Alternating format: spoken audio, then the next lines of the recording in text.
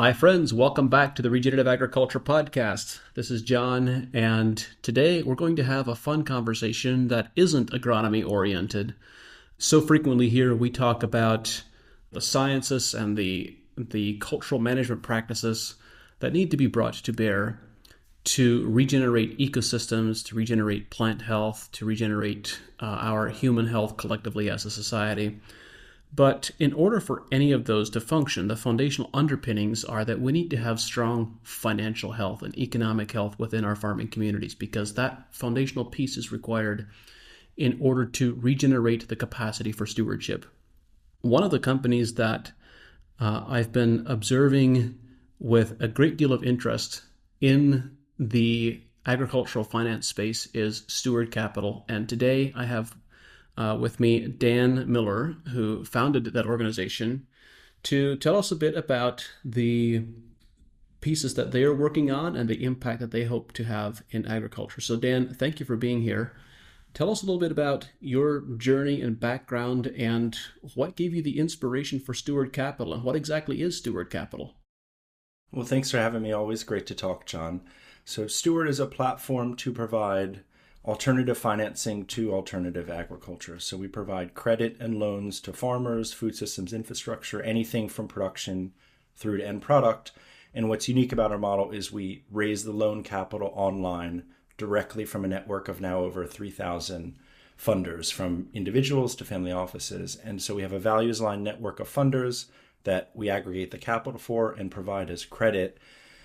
And the backstory, it goes very far. It's kind of personal story, but also a family story. And it feels like I have the right skill set to end up here, but I would have never thought I would have ended up here if I had looked forward. So my mother's family has been farming on the Eastern Shore of Maryland since the late 1800s. It's a 500-person farm town that's still 500 people. Saw the commoditization of ag. That region is a corn, soy, winter wheat, broiler chicken. 99% of everything is pretty much just that. So she left the farm. I grew up in Washington, D.C., but we kept those ties. And so I always witnessed the kind of emptying out of where she grew up, the lack of opportunity. But I saw that every square inch was planted. And so I was trying to square that, like, there's an ecological issue happening in the watershed, which was Chesapeake Bay. There's a lack of opportunity in the rural communities. There's a lack of nutritious food. But ultimately, the value is not staying in the places that need it. And then I grew up in Washington, D.C., where you see enormous amount of growth, an enormous amount of money, and lots of opportunity. And they were just 90 minutes away. And there was really no connection between the two. And so the ag part of the story really came later. And so I grew up in Washington, D.C., in commercial real estate. My father was in commercial real estate development, a lot of mixed use development, really pioneering type of projects. And so I always learned that you can create something from scratch. You can find ways to creatively pull capital together to do projects that are non-traditional. And that if you really believe in something, you can make it happen even if nobody thinks it's going to work. So That's a powerful mindset that many of us don't get to observe or experience very frequently. It's a perspective. It's a perspective. Yep. And it's whether it's passed generationally or passed through experience. I had saw pieces of land that were developed into projects. I saw meetings that then became really impactful deals. And what he really specialized in real estate was economic development oriented projects. So it wasn't just like a property. It was, how do we create something that can lead to growth and lead to changing the trajectory of a place. And so I grew up around that. After college, I went into real estate, not for my family's firm, but my brother and I spun out to do our own firm. And we were interested, instead of bigger mixed use kind of big development deals, wanted to start from the basics. And we were doing neighborhood scale development projects in Washington, D.C. So historic buildings, restoring them, tenant on the ground floor, focusing on local tenants. A lot of them were chefs, sourcing locally. And so it's the exact type of project that everybody wants in their community, but it's the exact type of project that investors have no interest in funding because it's too small. There's not a credit tenant to finance. When you focus on design, the construction costs can be higher, and they want to put anything into anything that could add value outside of traditional construction.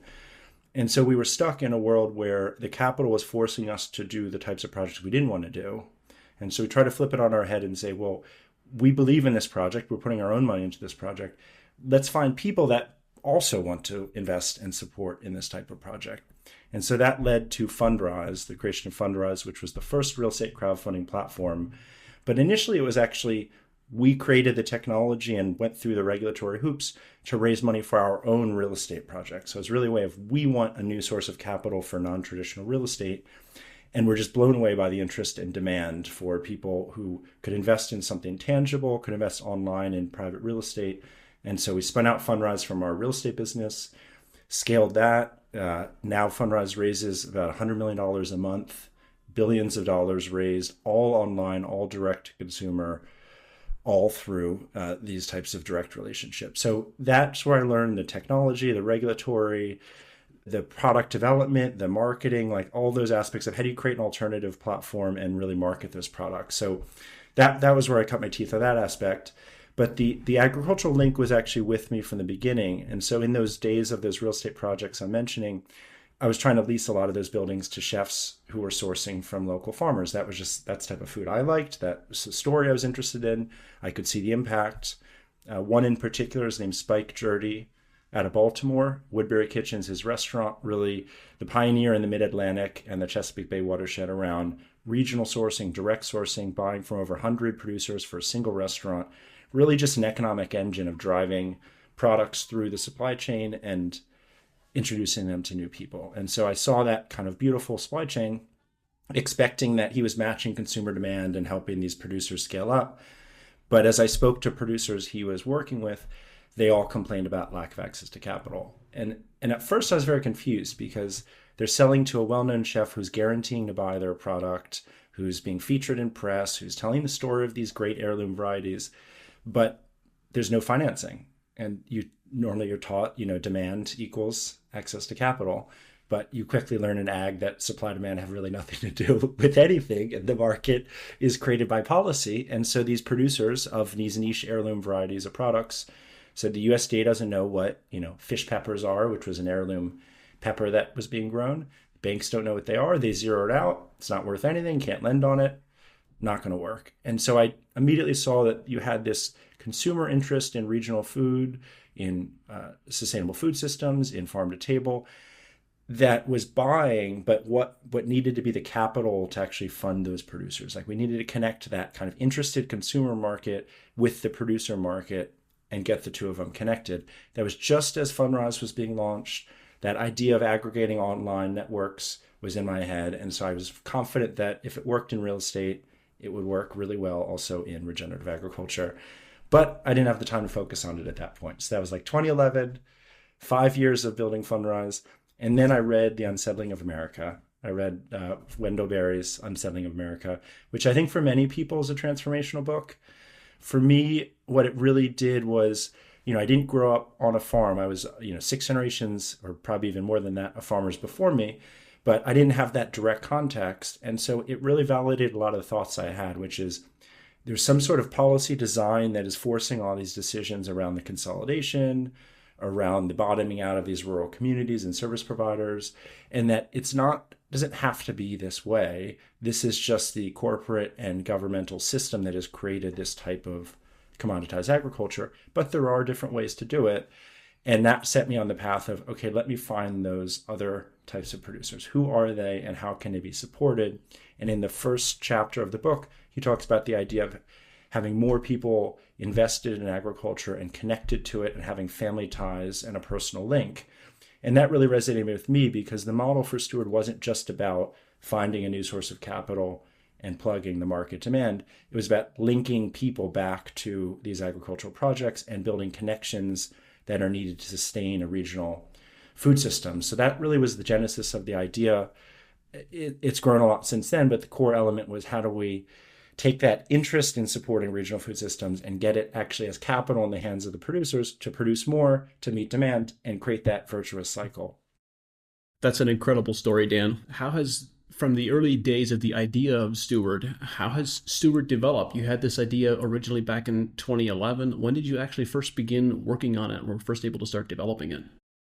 So 2011 was when those first conversations with farmers and Spike and those kind of regional value chains developed. 2015, I read The Unsettling of America. 2016, left Fundrise, began working on Steward. First year was a lot of learning.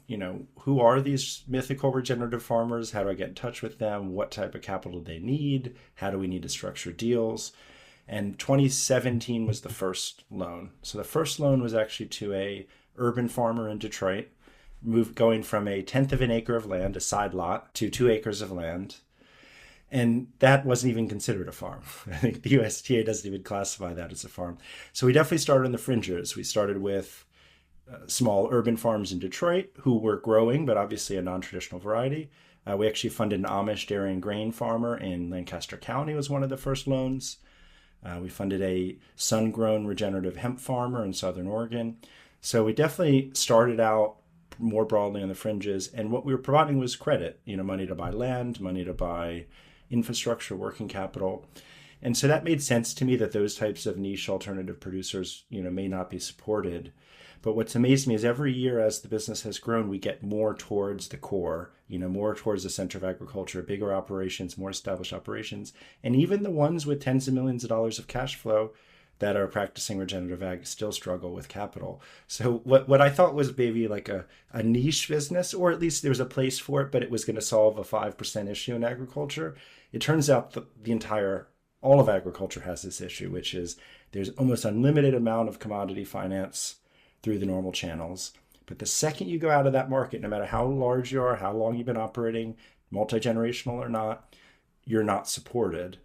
And that's really what I see with the opportunity of Steward is rebuilding systematically that access to capital in that market.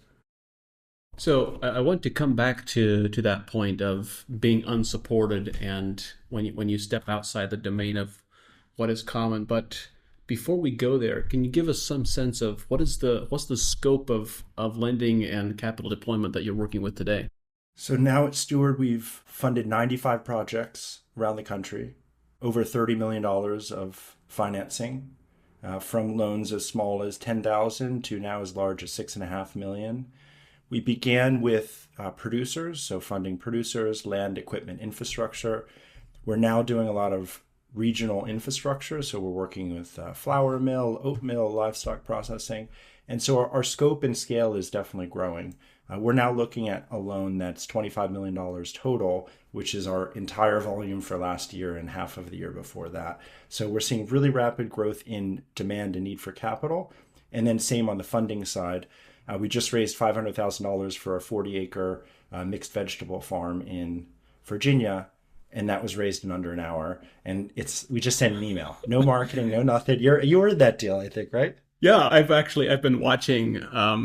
I've been paying attention to your platform and to deal flow and how deals get funded for a while. I've been an interested observer, if you will, and a participant in a small way.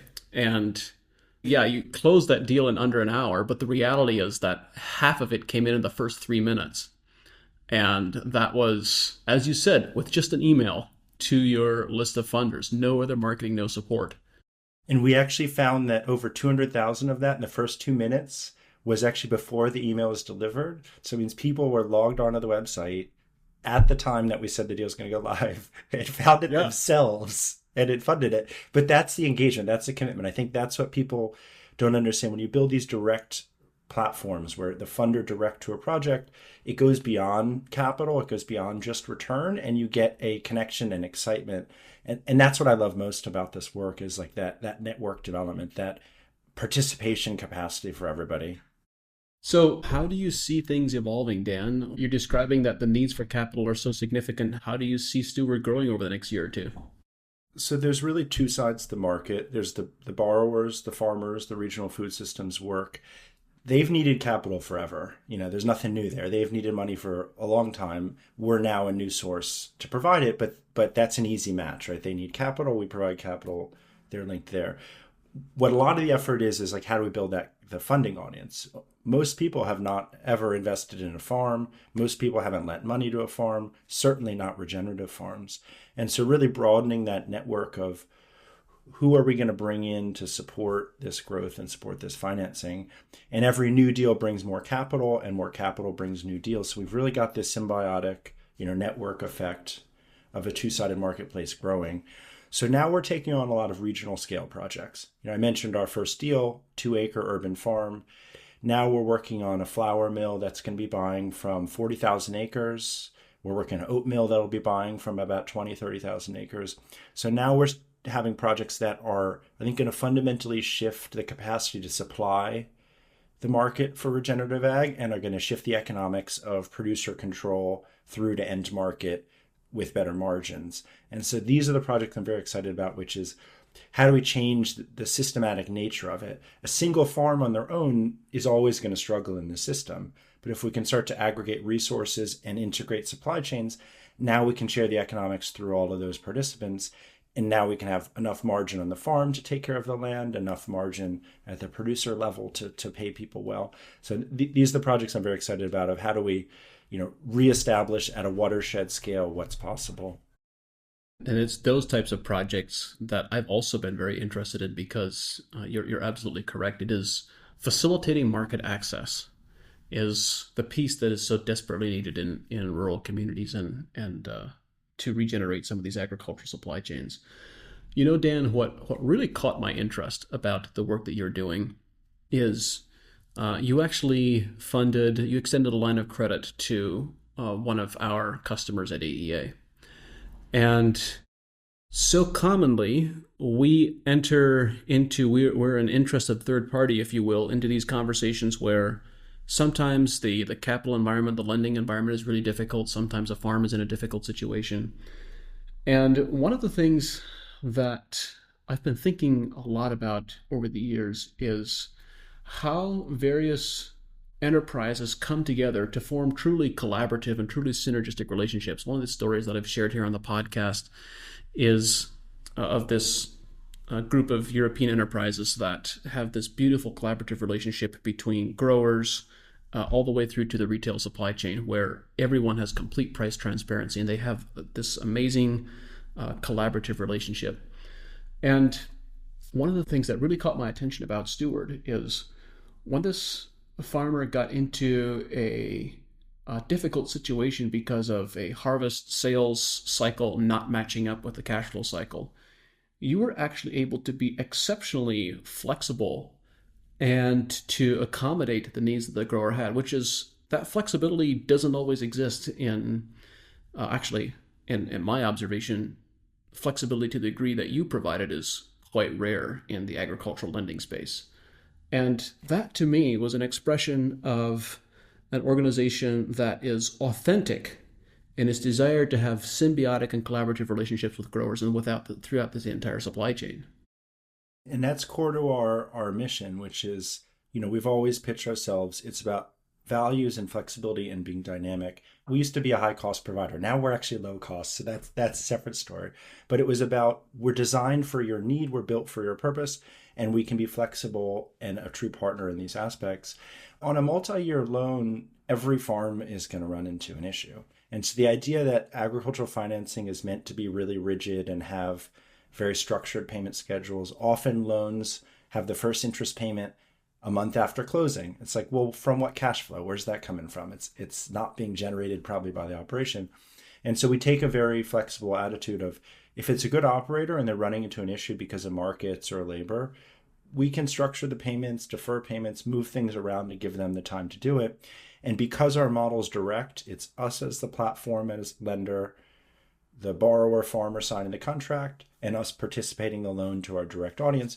We go out to them and we tell them the story and the need for modification and what we propose. And everyone pretty much just says supportive. And they mostly say, I appreciate you trying, working through something to figure out a solution. And so we're not a bank that's just selling loans into the market and packaging them and securitizing them and doesn't even service our own loans.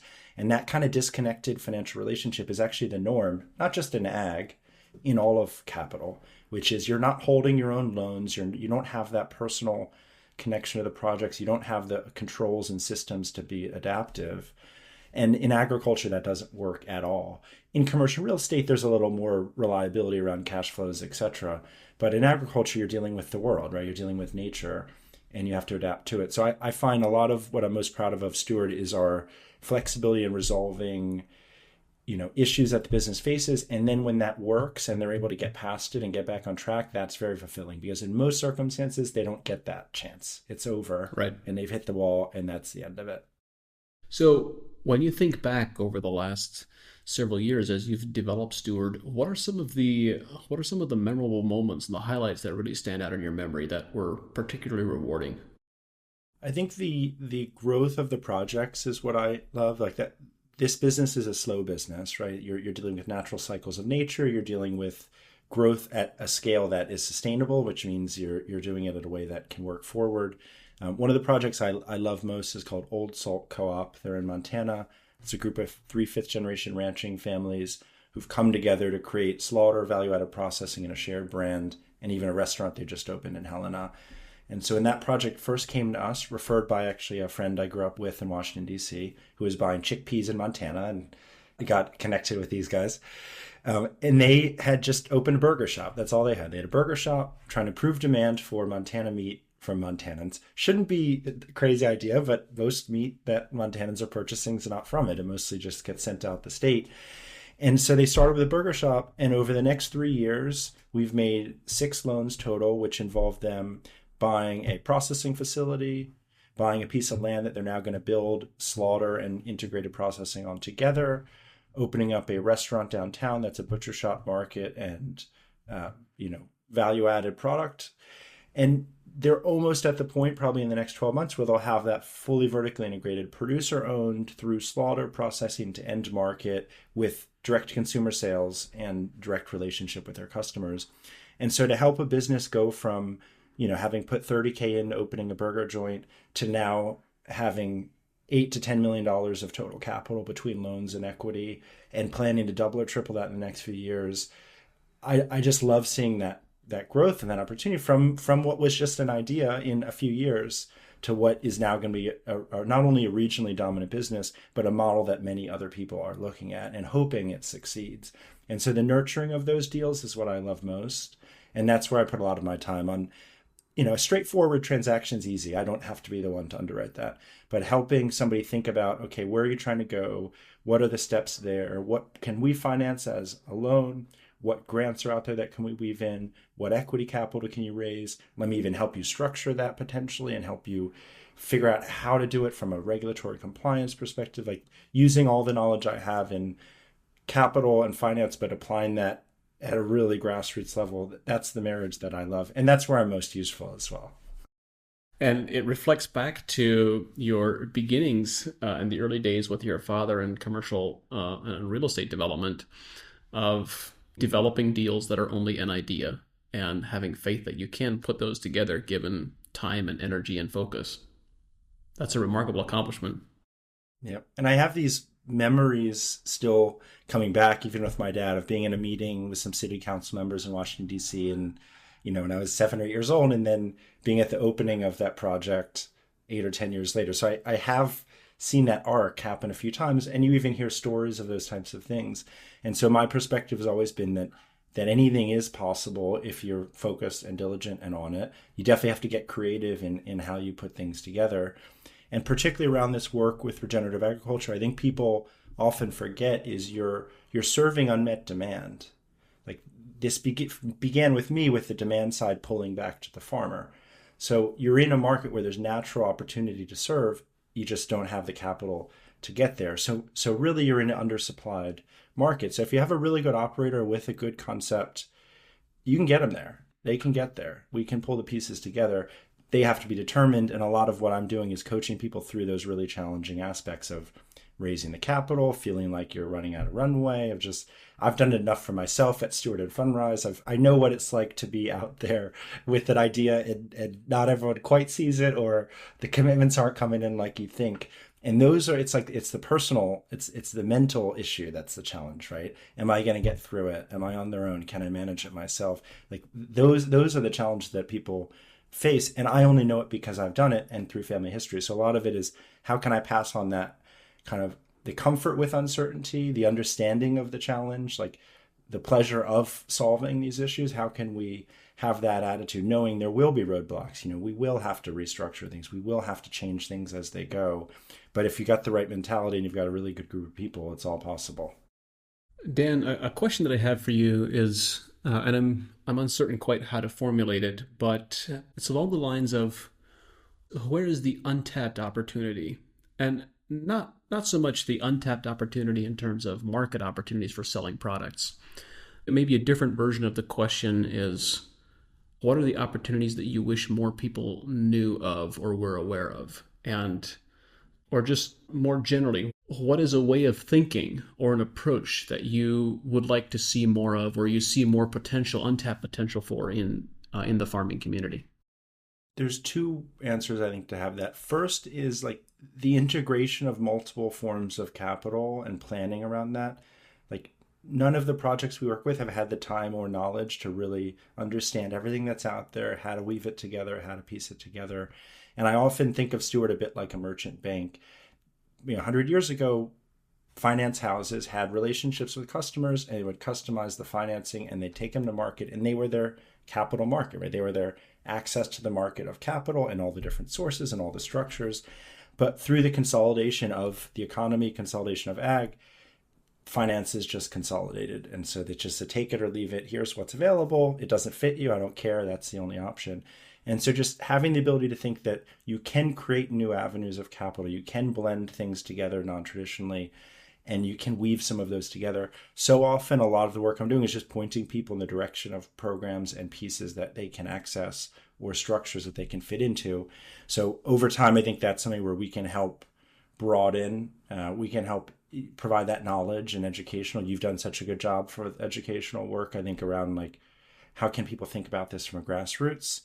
Then the other thing I think I would comment on is every day I'm getting emails, messages from college grads who don't want to go work at a tech company and want to work in regenerative ag, professional service people who've been 5-10 years in, accounting firms and wherever, and they're trying to find out, how do I get into this sector? How do I align my ethos with my work? Which unfortunately is very hard to do in the global economy, the Western design system of your work is to make money and then your pleasure is separate, and those two aren't blended. And so what I've been thinking a lot about recently is how can we help take some of that labor and get that connection with the farmers? How can those professional service providers provide the capacity that the producers need? Because I'm generally finding the issue is not production. Farmers can produce. There's a lot of great farmers out there. It's the business services, the back end, the accounting, the bookkeeping, the grant writing, the online marketing, the non-farming stuff that tends to be the weakness for most of these enterprises. And then you have a whole labor force of non-farmers who all they want to do is support these types of producers. So I keep trying to figure out how can we get these two audiences together. But it reminds me a bit of in the beginning of Steward from a capital perspective. How do we get these two audiences who want to be connected to connected? And I'm seeing the even bigger wave on that just from a labor and personal perspective of people who are tired of the corporate system, committed to doing things differently, but they just don't know where to start. Dan, that is such an important point, and I love the idea that you're describing. How can we make that happen? Because obviously I also work with many farmers and many very highly creative people, and usually creative people who are really engaged as stewards of the landscape. They're engaged with growing things. Numbers and spreadsheets are very unexciting and unfulfilling. They're necessary. It's necessary to do a good job and to really stay on top of financial management and think about them strategically. But they're often not the things that farmers prioritize or choose to think about in their daydreams. And yet, conversely, the whole premise of your work at Steward is that there is this dearth of capital in the countryside, and you have been able to facilitate that by thinking about the things that other people don't want to think about. So my point is simply that there is in fact a great deal of opportunity for capital. There's a great deal of opportunity to access grants and so forth, but most of us don't spend time thinking about it. So I think the question that you're asking is an incredible one, and I would love to participate somehow in turning that into a reality, because I agree with you. I see a tremendous need. In a number of years ago, we conducted a multi-year analysis of who were the top performing farm managers. And of course, we're looking at this from a growing perspective, like who produces the superior quality crops and superior yields consistently year in and year out, in spite of whatever weather challenges and other challenges they might encounter. And it was those farmers who refused to delegate knowledge around crop production to their advisors. They would hire consultants and they would hire crop scouts, but they would ask those people to train them. They personally wanted to know the knowledge of how can I optimize this crop's performance. It was those farmers who excelled. And I'm reminded of, similarly, what if we can facilitate individuals being on farmers' teams where the farmer isn't delegating that knowledge, but actually has it on his team in-house, so to speak. Absolutely. And that's where I see the natural meshing, because somebody likes to do everything. I think people forget that. Things they don't like to do, they assume that no one else would want to do that. People love bookkeeping. Some people love administrative operational work, making things organized, making sure everyone has clarity. So instead of feeling dragged to do something you don't want to do, find someone to plug in who loves to do that. Just like the farmer wants to be out planting. They want to be on the field. They want to be touching the soil. Why deprive them of that pleasure, right? Exactly. I don't mind reviewing legal documents. That's what I'm doing all the time. Skimming through legal documents, offering memos. I don't mind it. So I think it's that specialization, but it's not, like you said, it's not specialization where you ignore everything else. It's just bringing different capacities together. And I think that we've built a remote team at Steward, so we have a really easy way of onboarding new people and bringing capacities to our team. So I've seen how our system works really efficiently with different skill sets all integrated together. And so that's something I've been thinking a lot about. Yeah, how do we bring the knowledge that people not in agriculture have but want to support ag with the other side? And I think you've got a lot on agronomy. We have a lot on finance. So there's a lot of different pieces that need to be woven together. And so we just do it ad hoc. I actually just connected a graduate who's doing a master's in accounting with a farm that needs bookkeeping help. Just to put two people in touch who, could value from each other. We don't charge for it. It isn't us middlemaning. It's just informally what I'm doing. But I keep seeing it happen more and more. And so in my mind, when I see something start to repeat itself, then that means we need to build something structural around it. I see a similar pattern actually in not just in agronomy, but in a number of domains. Also from an entrepreneurial business perspective, people reach out all the time looking for opportunities and looking for places that they can plug in and contribute. Dan, you have the benefit of a fresh perspective on what is happening in the agricultural space generally, and particularly in the regenerative agriculture space. What is a point of view or a perspective that you hold that is very different from the mainstream view? It's a good question. I was chatting with someone yesterday about, ecosystem payments to farmers to kind of drive new practices and incentives and all the complicated ways that corporates are putting money into that and the government, and it's funneling around, and it's really, nobody even really knows how it's working, but they're trying to pay farmers indirectly to do better in some form. There's this, it looks like a cyclone. There's this giant cyclone that's moving a whole lot of water around, but very little of it is actually ending up in the rural landscape, is the way it looks like to me. Exactly. So many announcements, corporate announcements, support, Microsoft buying credits and food companies, doing it. So, and I see all of this conversations like, okay, what's the end goal? The end goal is better agricultural practices. You're going to improve agricultural practices by giving farmers markets that have good economics that they can produce for. And if you give them markets at a good price point and tell them they have to farm in certain ways and adjust certain things and plant a cover crop, then they'll do that.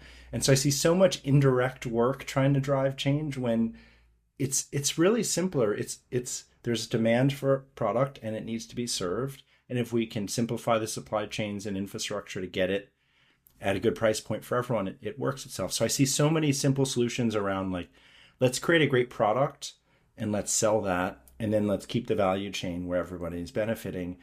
That's so straightforward, and you're not relying on all these other elements. And unfortunately, I see the regenerative ag world so often pulled into the nonprofit grant, corporate contribution world where, again, that's not sustainable capital. That's not reliable capital. It comes and goes. Right. It's policy money.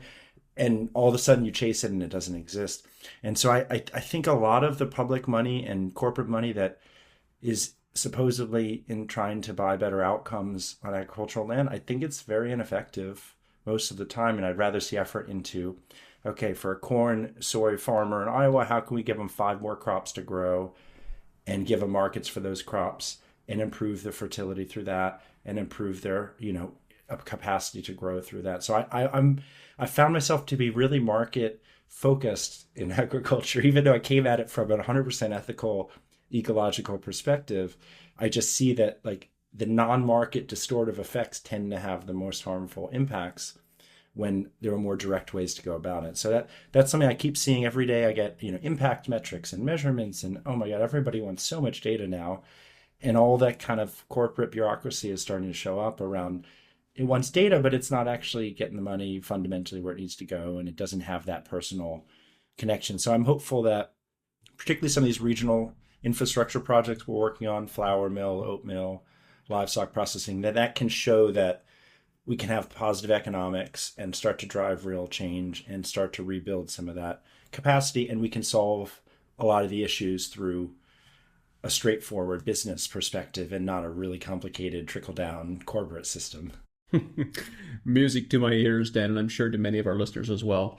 So the types of projects that you are describing that you've been working on or continue to work on are very exciting. And of course, in parallel to that, you're also supporting the farms themselves where that is requested. What is your appetite for deal flow?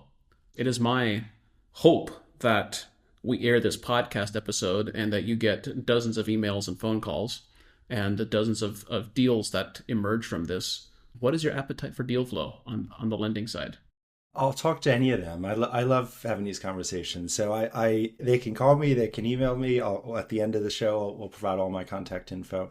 So, what I love. Oh, be very careful what you wish I'm okay for. with that. I'll get bombarded. That's all right. I really enjoy that, like nurturing, right? Somebody comes in, let me understand your business. What are the challenges? What are you trying to achieve? What can we do together? Where can Steward help? What other resources are out there? And then they can be set on a path. Okay, apply for financing through this, or it's not ready for that, and we can guide them. I think a lot of your farmers are probably the type of customer we're now starting to support more around regional grower networks with regional processing and access to end markets.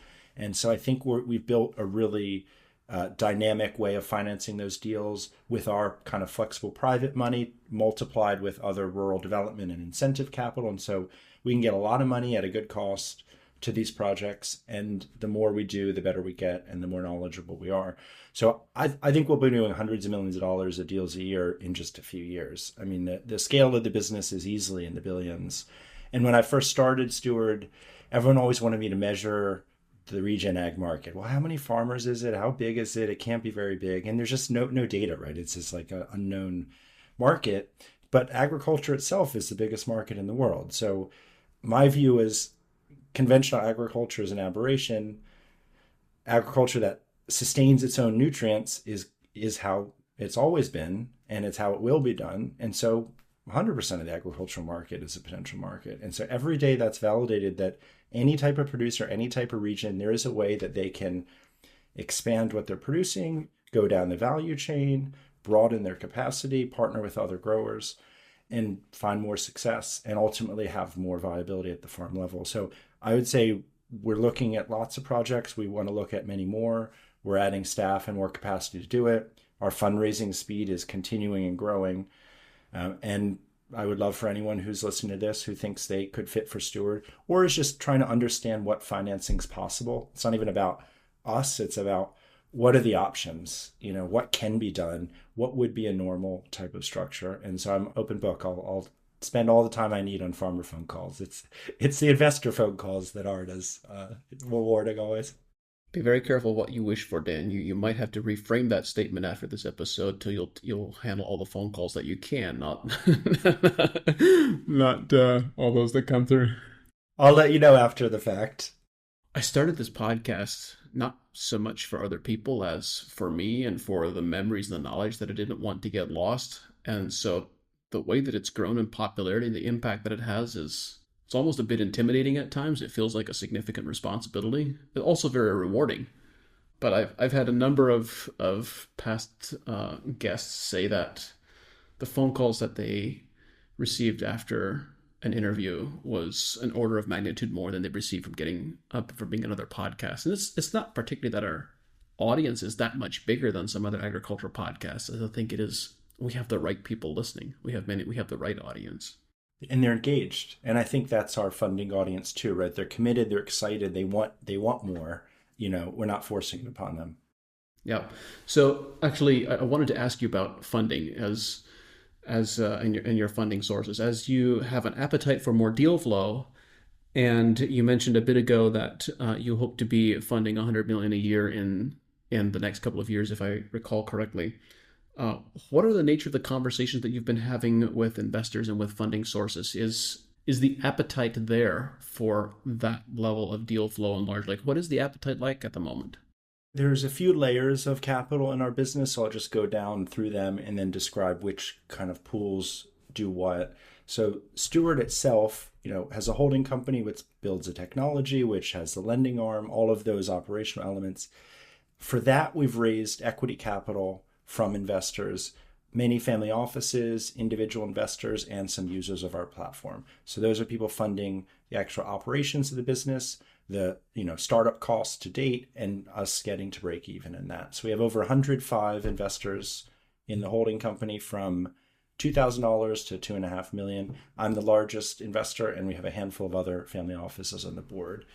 Generally, I found the capital that's funding our platform is, the holding company is very patient, long-term capital that understands like the systematic nature of it and has that illiquidity of 10 plus years. So these tend to be people with more capital, willing to be patient, willing to sit.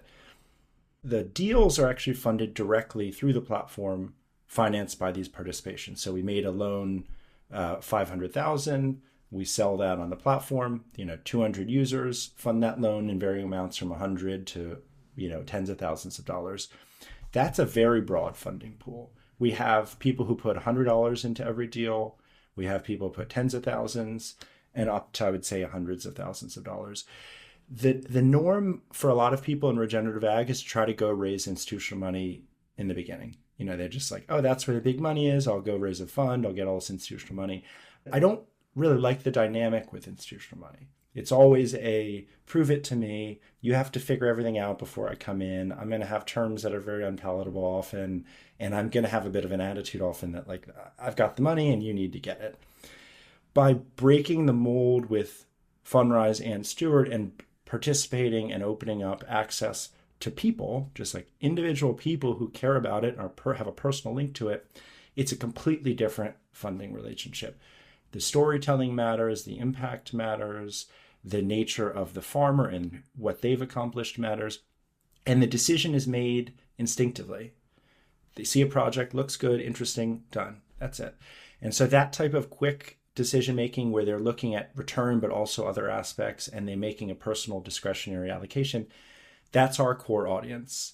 Whether somebody's allocating $100,000 or $100 is just in relation to how much money they have and how much money they can put at risk. But 99% of the funders on our platform that are funding the deals day to day it's discretionary capital. It's not managed money. It's not someone else's money that someone's managing. It's someone's personal capital that they are deciding to direct. And the only way Steward has worked is because of that. If we had started trying to get institutional money, it would have never happened. We would have just been sitting around waiting for it. Maybe we get a little bit, but not enough. But by going to an audience who's the ignored audience, who's considered the too small to serve, not even worth it audience, we're providing them a product that they don't otherwise have access to. So you're meeting a need better, and you have a personal connection that is so much deeper and so much more real than you get from those traditional investment groups. And then that creates a network effect, right? Those people tell family members, tell friends, mention about it. And so right now at Steward, we actually have no marketing budget. We don't spend any money marketing to farmers or any money marketing to funders. Very drastic. I don't believe in no marketing ever, but the growth comes through word of mouth. The growth comes through referrals, through network effect. And so it shows to me that fast, rapid funding you're seeing, that's not bought funding. That's not us spending a huge amount of money on ads to bring people in, which is a normal VC route. We spend a lot of time saying, how do we build a product that's actually attractive to people from a values and return perspective, but is also attractive to the borrower and the farmer in terms of terms and structure. And then let that grow and let that nurture itself. And that network effect is what brings people inbound every day. And so I'm finding now People are self-selecting to us. People come into us or know what they want. They're so excited to have the opportunity, and it starts to take a world of its own. So I'm a huge believer in broadening access to capital, not just from a good investments, but from people feeling that connection. And so for some reason, the way the financial system is built is all the money is managed by a few large funds and large groups, and it's pretty much big aggregated pools is what everyone's chasing. But it's the direct personal relationship otherwise that I think is actually where the real funding is aligned and it works. And so I think that's the model we're trying to prove at Steward, which is this participated loan framework we've built, which is, can you have distributed capital networks at a smaller level that kind of operate independently as opposed to this more centralized system? And it's a bit like the agricultural model we're all trying to build, right? Can we have a distributed, resilient system as opposed to a commoditized, centralized system? So when I look at the funding markets and I look at the ag markets, I can't tell, did commodity ag create commodity finance, or did commodity finance create commodity ag? It's so symbiotic that they're all together. And so we had to build from the ground up. How do we bring a new audience through new methods to create the type of capital that actually can sustain farmers? What I love about what you just described, Dan, is the aspect of relationships where people can connect with the story of a farm. And there's again this relationship aspect that regeneration is all about, regenerating relationships, and that is so absent when you have these big corporate pools of financing, as you described. So we've described in a limited way some of the aspects of what makes Steward appealing from a farmer perspective. But what are the pieces that make Steward appealing to these community investors? And what gives them confidence in your underwriting process that they are comfortable making a rapid decision that I like this story or I don't like this story? And kind of the flip side of that question is, what does the underwriting process look like from a farmer perspective? So I'll start from the top. So, at the end of the day, we're providing loans and credit. And so people apply for financing. They work through our conversations with me, with our account managers. They work through financial diligence and underwriting. And so what we're providing is a loan. But what's unique about our model is we're providing direct access to that loan for individuals. So if we make a loan to a farmer, prime right now is 8.5%, let's say at prime. We then sell that loan to our platform. We only take a 0.5% servicing fee. So if it's an 8.5% loan, 8% is going directly to the funders, passed through as interest and principal. And that kind of thin model is core to our value proposition and our concept, which is you have to provide an attractive financial product to the funders. Just because it's an impactful business and it's ecologically driven doesn't mean you can just pay people 1% and 2%.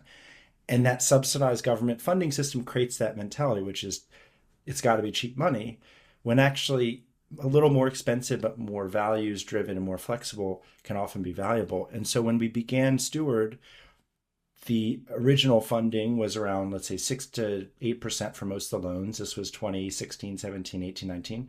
That was considered expensive. And so our pitch was, we're values driven, we're relationship driven, we're a true partner in this, but we're more expensive than the banks and the other options. So you have to make that decision. What's been amazing is since Silicon Valley Bank went under last year and rates have skyrocketed, the bank rates are now higher than our rates because our funding audience isn't just the market. They're not just tripling costs because they can triple costs, or they're not just squeezing extra return because they're not. So now our rates maybe have gone up 1% on average from what they were a few years ago, when everyone else's rates are 3 times what they were. And so it's that kind of resiliency in the funding network that has let us have stable capital. We even have funded a loan the week Silicon Valley Bank went under. We funded a loan. The investment grade credit markets were totally frozen, and we sold out a loan in 30 minutes. And it just showed that you can build a system totally outside of that model, not reliant on it. In terms of trust of underwriting, that's earned. There's no other way to do it than earning it. The first 16 loans that Steward made were actually made by me and my family personally. I felt like I had to understand the return profile, the characteristics of these businesses, their capacity to pay, what they could afford to pay. I had to learn myself to feel like, okay, this is a fundable asset class. Like, it's not just dreams. It's not just about wanting to return to the old days. It's that, okay, there's a real business opportunity here. And that was the thing I had to get over most. Everything you read, before I really got into ag, family farms are struggling. There's no option. You have to consolidate. You have to centralize. There's no other alternative. And I kept finding these great businesses that had real market demand at good margins, but they didn't have capital to grow production and they couldn't get to that scale to be economically viable. And so it's like, well, they're not given the resources to thrive, and then they're said that they can't thrive. And so it's a bit of a reflexive system where the lack of resources would create an environment where they couldn't succeed. And so I'm amazed at the capacity of us to operate like normal financing. We do the diligence, we have financing relative to market terms. The biggest difference is we care about the projects. We spend extra time to get them through. It's relationship driven. And really what's most unique is the distribution direct to the funders.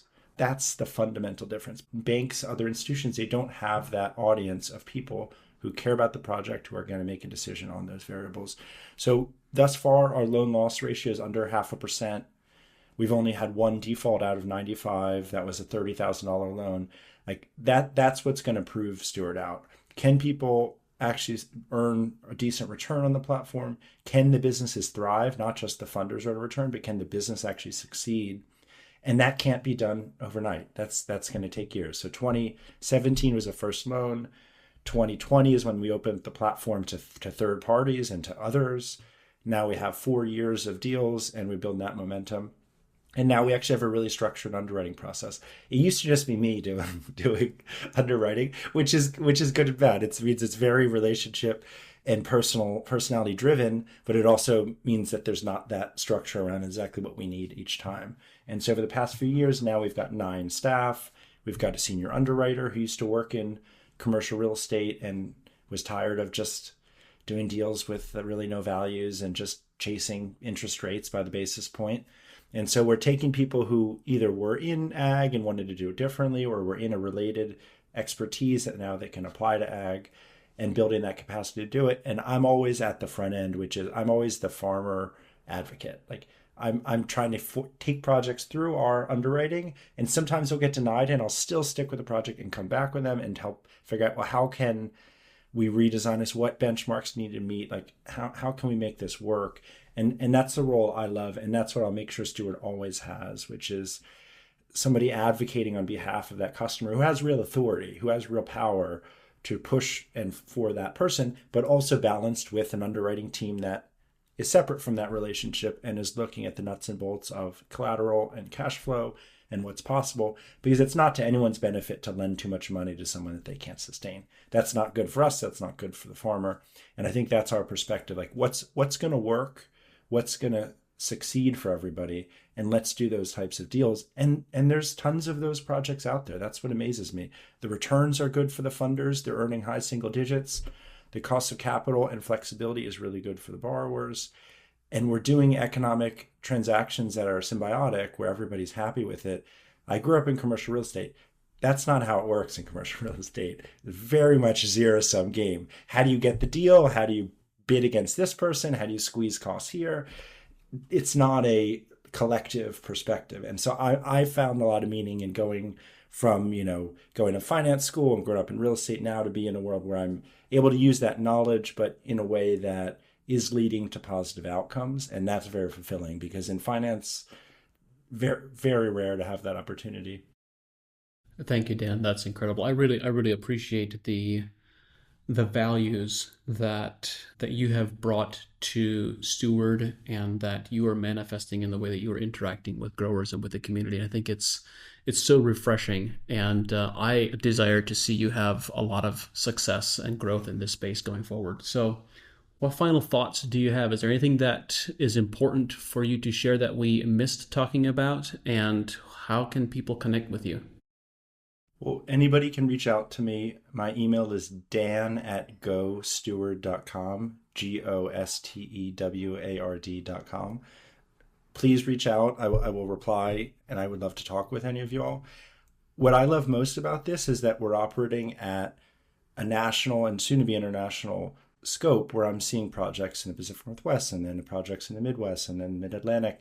And so we're able to build these networks and connections across projects and add new perspectives. And so what I'm really enjoying about this work is most farmers are stuck on their piece of land, they're in their community, and they often feel limited in that capacity, that they just are maybe on their own and it's hard to do. And I love coming into these circumstances and not only bringing value from how do we bring some capital to it, but also, have you thought about doing this? Or do you want to talk to this other grower 1,000 miles away who's tried something similar and is having success?